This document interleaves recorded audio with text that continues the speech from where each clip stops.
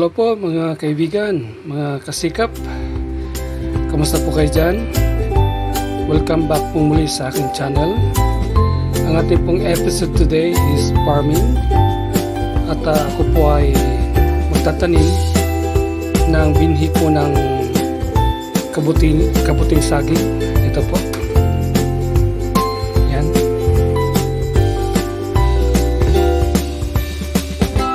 Sabi po sa yung scientific name niya is Bulburiella mushroom. Hirap bigkasin. Pero gamitin na lang natin po ang Tagalog term na kabuting saging. Yan. So in-order ko po yan sa online at napakarami niya. Pero today mag-eksperimento muna tayo sa isang plastic. Okay? Sa isang plastic. Okay. So samahan niyo po ko sa ating gagawin ito na eksperimento o pagtatanim ng kabuting saging. At ito po ang aking gagamitin na media or substrate. Yan. Okay. So tip ko lamang po para madali po natin siyang mapaghiwa-hiwalay kasi po yan. Pansinin po niyan, ano? Yan. Kapag tuyo, mahirap po na paghiwa-hiwalayin. So ang ginawa ko po ay binasa ko muna. Babasahin po na natin muna at binasa ko nga. At yun po, napakadaling paghiwa-hiwalayin. At madali rin po siyang pira-pirasuhin. Kupit-kupitin, putol-putulin. Okay, so yan po ang ating gagamitin na media or substrate. Ano po?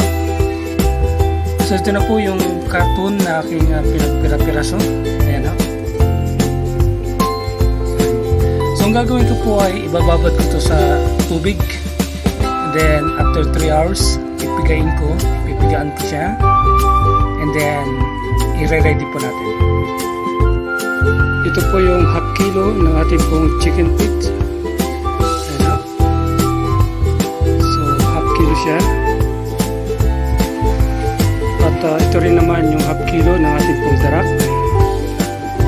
Ayan na. Half kilo. Ito pong ating brown sugar ay pinasobrahan na lang natin ng konti. Ano po? Supposed to be half cup siya pero dinagdagan ko na lang po. Ayan. Okay? So ito po, i-mix ko na yung ating mga materials. Ano po? Una po itong ating kabuting saging binhi.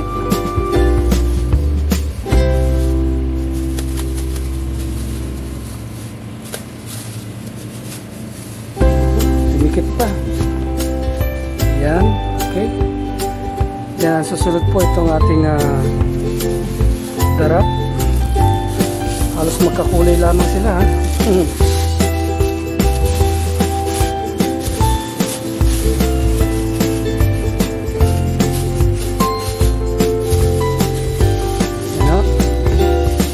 And then yung ating chicken feeds.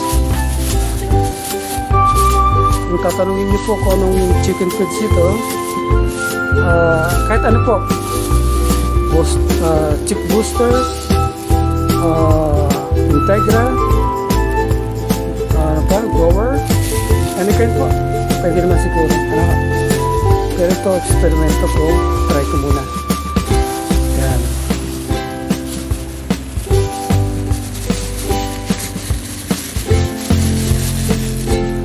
At ating pong brown sugar.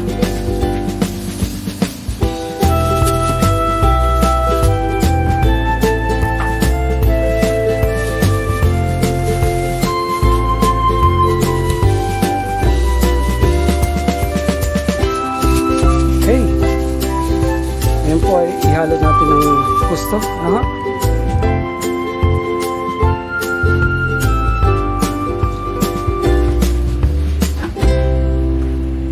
Okay.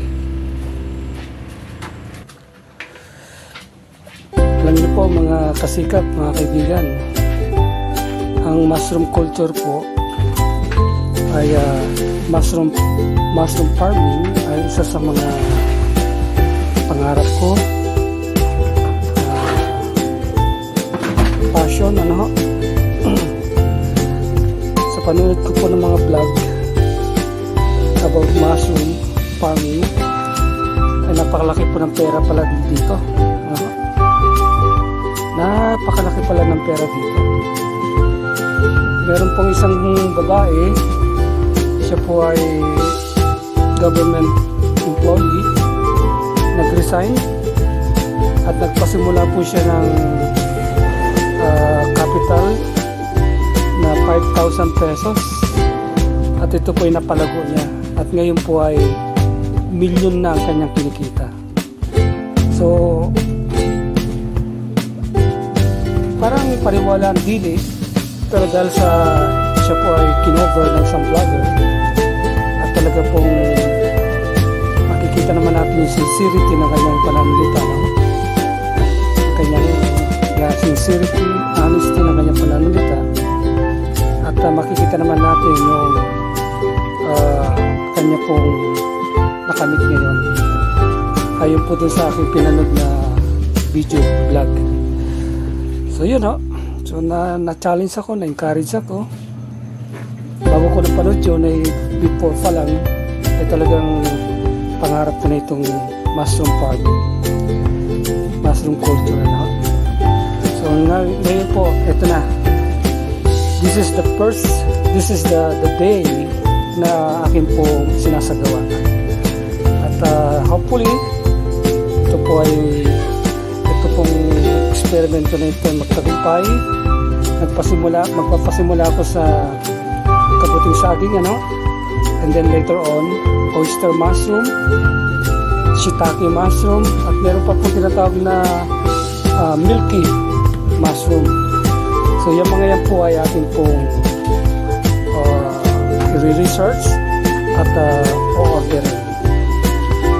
Okay, so very common po ang oyster mushroom, ano? So after this, pasukin po natin ang oyster mushroom farming. Okay, so yan po, I think nahalo ko na po ng isa, no? Okay, mga kasikap, itatagin na natin itong ating pong kabuting saging mushroom, ano? So ito pong black plastic ay pinasok ko na yung ating pong laundry basket, and then lalagyan ko na po siya ng binabad na carton. Ayan, ho. So ang gagawin po natin is layer by layer, ano, ha? Yan, hanggang sa umakyat siya sa taas.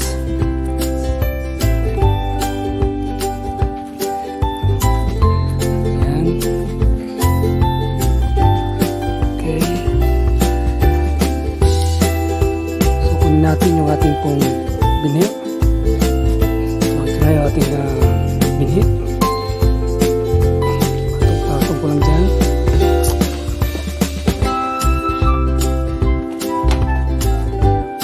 So ang pagtatanim mo ay ang gagawin ko po ay dito lamang sa gilid, ano ho? Sa gilid lang. Ayan.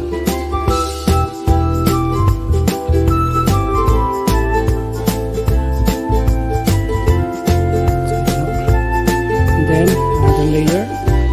Tingnan natin para maraming kabuti na tumubo.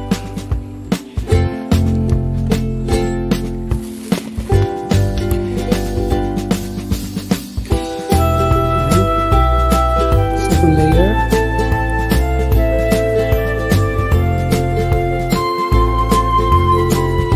So hindi po natin sinisiksik, ano ho?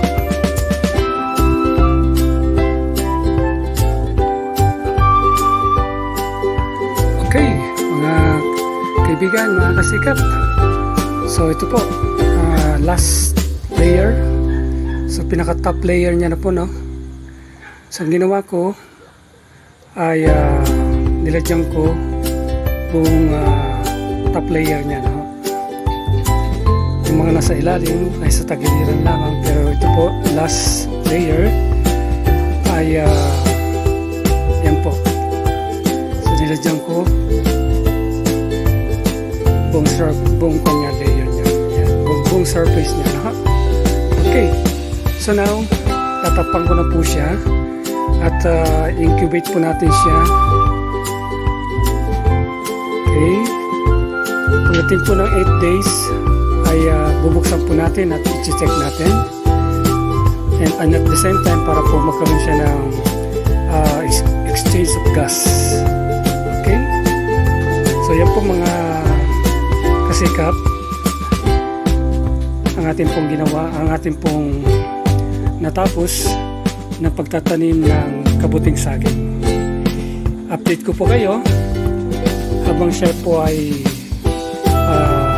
kumalat na yung kanyang amag, mycelium, and then magkaroon na po ng pinheads at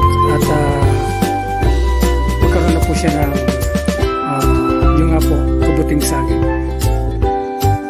Hello po mga kaibigan, mga kasikap, I'm back po para i-update kayo sa ating pong kabuting saging na tinanim noong September 10. Ayan ho. Ayan ho. Ika 8 days, September 18. So kailangan pong i-check na natin, buksan. Ano ho? Tara ho, tingnan natin. So ito po mga kasikap. Kita nyo po, no? Puti. So sabihin po, buhay siya. Active. Wow! Malusog. Ayan ho. Okay. Ayos.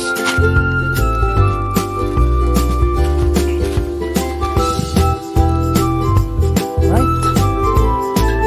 So, nakakatuwa mga kaibigan, mga kasikap.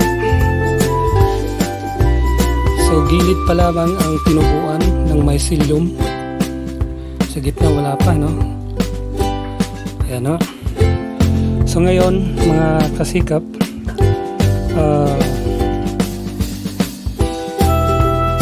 tatakpan natin ulit pero lalitin natin ng singaw na. Singaw.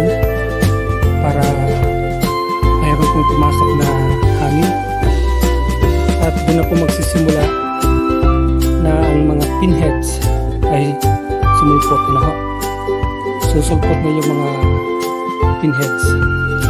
So ika 10 ngayon, ano? 8 days ngayon.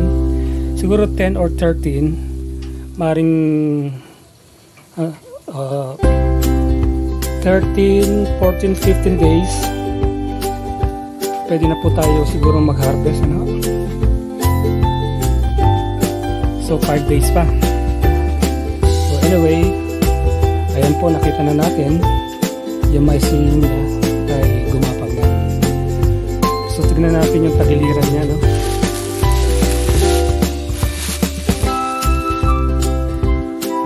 Sa baba. So ayan din po mga kasikap, no?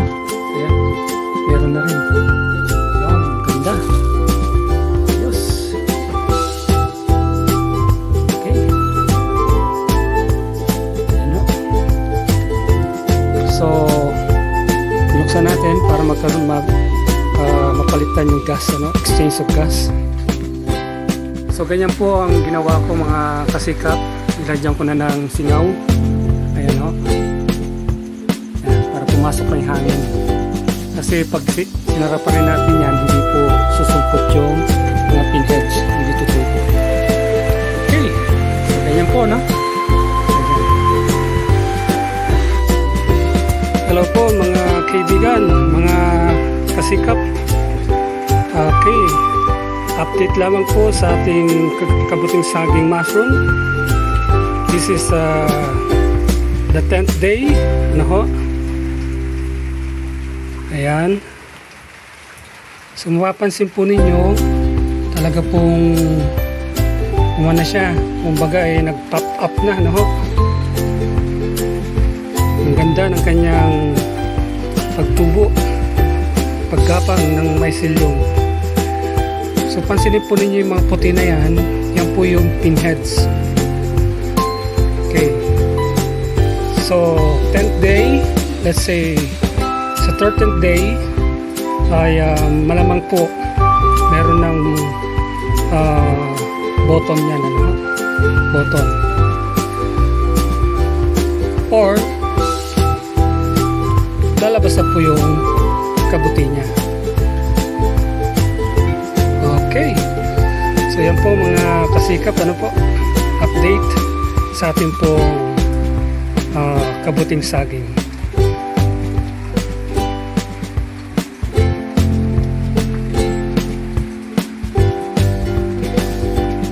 So yung unang pong video natin, yun ay part 1.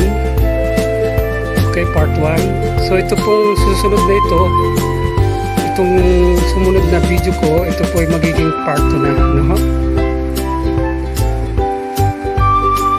Tuloy-tuloy po hanggang sa yun nga ay harvest na tayo ng harvest. Okay, sige po. Diyan lamang po kayo at magantabay.